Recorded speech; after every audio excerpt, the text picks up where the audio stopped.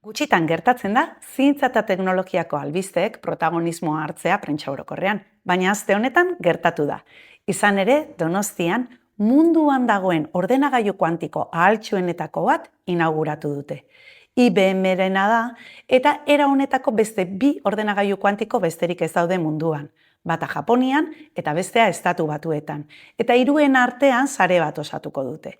Horrek aukera emango die hemengo eta kanpoko ikertzaileei orain arte egin ezin zituzten operazioak egiteko.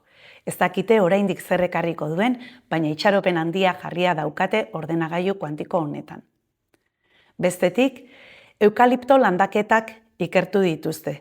Begiratu dute ze hegazti bizi diren haietan, ze espezietakoak eta ze interakzio daukaten zuhaitzekin. Eta alderatu dituzte pinu landaketenekin eta bertako baso autoktoneekin. Eta ohartu dira askoz ere aberatsagoa direla baso autoktonoak eta beraz merezi duela datozen urteetako erabakietan alderdi hau kontuan hartzea. Barruko ekosistemari ere begiratu diote, obulutegien ekosistemari.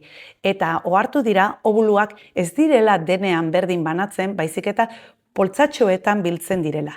Eta poltsatxo hauetan dagoen ekosistemak, zelulek eta ehunek, eragin handia daukatela obuluaren garapenean eta zahartzean.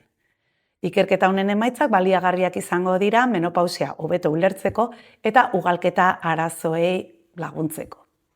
Eta azkenik, frogatu dute berretsi, interneten eta adimen artifizialeko sistemetan indartu egiten direla genero estereotipoak eta adinetakoak.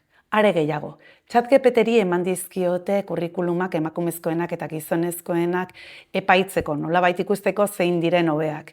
Eta emakumezkoenak joera daukatenez irudi eta bideoak gaztetzeko, ChatGPTek ulertzen du esperientzia txikiagoa dutela eta beraz lehenesten ditu gizonezkoen kurrikulumak.